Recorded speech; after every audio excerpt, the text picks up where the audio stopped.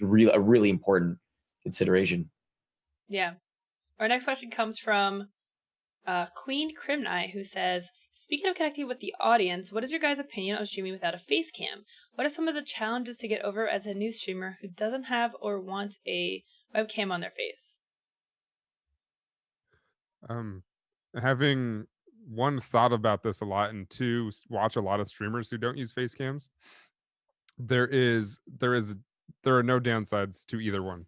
Well, to comparing the two, right? Yeah, I was gonna say the downsides either. No, there are downsides. Sorry, that's right. No downsides to comparing the two, because no matter what, you have a few seconds to catch an audience, right? Whether you're, I cheated because of the mustache. I cheat, so it keeps people around just by looking at me real quick.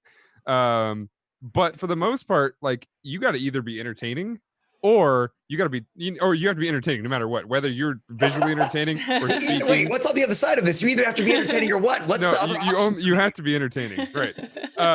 Because no matter what, when you're off camera, you still got to be saying things that are something you want to listen to. When you're on camera, you still got to be saying things that are things that people want to listen to.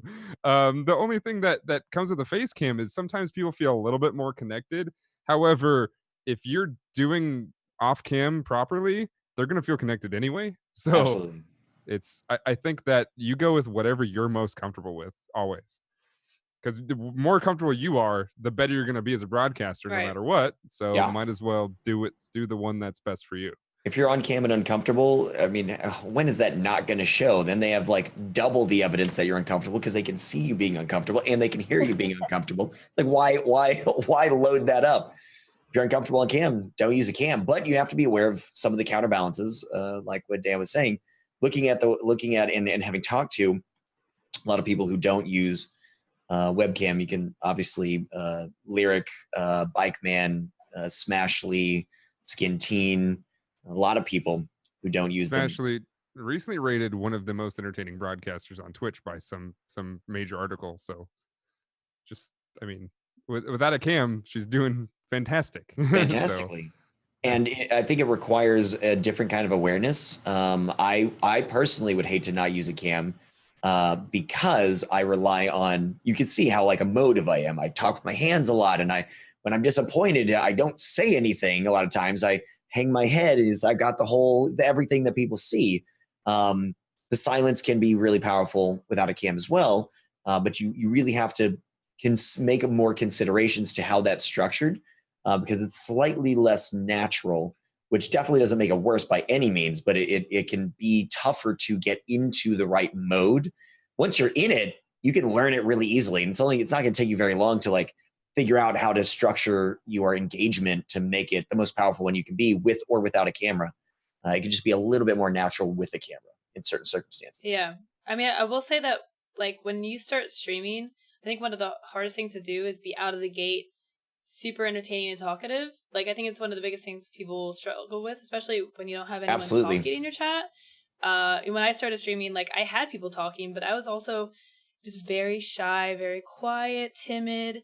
And when you don't have a face to look at, someone's reactions or anything, it's you have like a larger weight on your voice, and the fact that you have to keep talking. So that might take a little bit to get used to. It's definitely it's definitely tougher.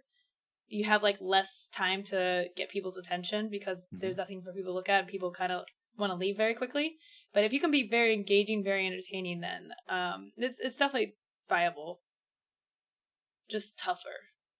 That's why I think clips are awesome, because even if somebody comes in and they're like, oh, he's not really, or he or she is not really saying anything super interesting, they go look at your clips and find out that you have like some really cool moments, they're gonna stick around and wait for those moments, because that's kind of what streaming is about. When you stream for 8 to 10 hours, the entire 8 to 10 hours is not going to be 100% blades of glory in the air. Speak for yourself, sir. I have 12 hours of action-packed streams every day. You have way more experience than a lot of us do.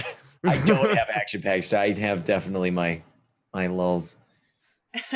I think with my opinion with them, I kind of agree with all of you guys. Like, it depends on how you are, and if you can are you engaging enough and can talk enough about what you're doing and put across what you're thinking constantly, then you can do fine without a camera. Absolutely. Me, like, I can I derp a lot on my stream. And I make silly mistakes or knock something over, or obviously with VR, I've like flown back when something's like grabbed me in VR before. So for me, the cam is not just there for the entertainment, but to capture all my derp moments and all my mistakes and me just creating major fails basically. And again with story games as well, for me, silence can sometimes say a lot more. Like, there's no way I could voice a really emotional part of a game. I feel that, and again, it will be different for every person, but I think with an emotional part of a game, I will go dead silent, but everyone will be able to see exactly what I'm thinking because I can't hide it from my facial features and my expression. So yeah, I mean, it depends on the person and how you put it across. And alternatively, like with the story games, there are, especially if people know who you are. So obviously you have the obvious positives of having a cam and people watching your emotions as you react.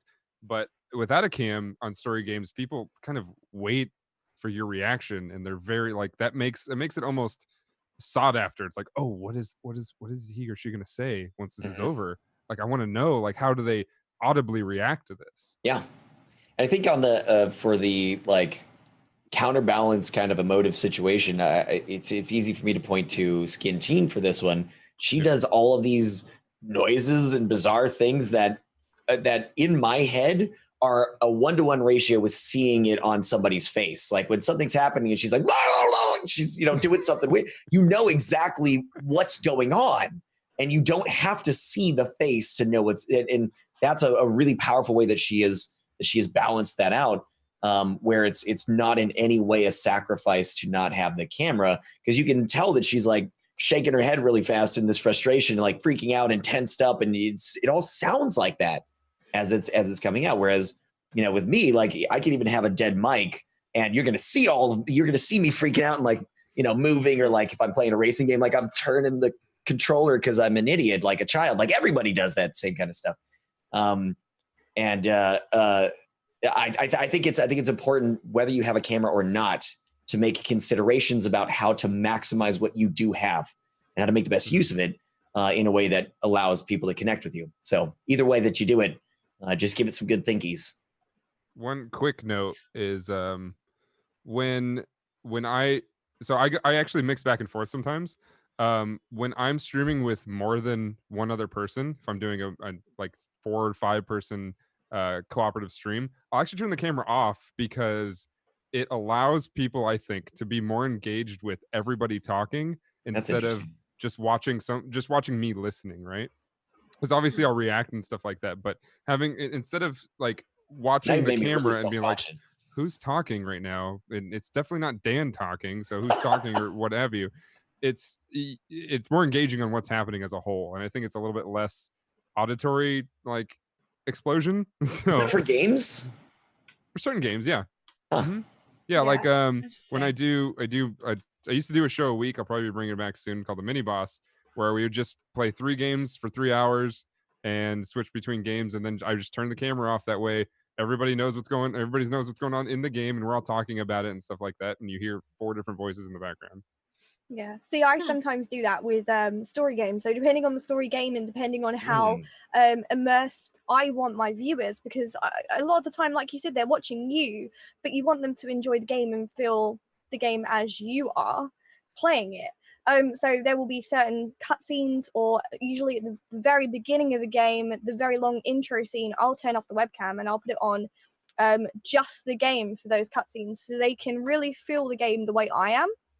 At times, yes, they do miss out on the expression when I don't realize something big's going to happen, and then they can sort of hear me in the background going, oh my gosh, but yeah, and then turning it on quickly like, what's happening? But a lot of the time with really, really immersive story games, I will turn it off for the very vital moments. See, I'm the opposite. I never turn my cam off for those kind of things because, like, I know that chat is watching me to see those reactions, and I am I get very immersed. Like, I will cry, I will be shocked. Like, I'm very easy to entertain with watching like cinematics and like plot twists and stuff. So my chat would probably all collectively unsub, unfollow, unwatch everything if I turn the camera off and they miss something. They would just riot. I want to do the opposite. I want to do a really in-depth story game with a lot of immersion and go full stream camera, audio of the game, just me reacting to everything. Yep. That would be interesting.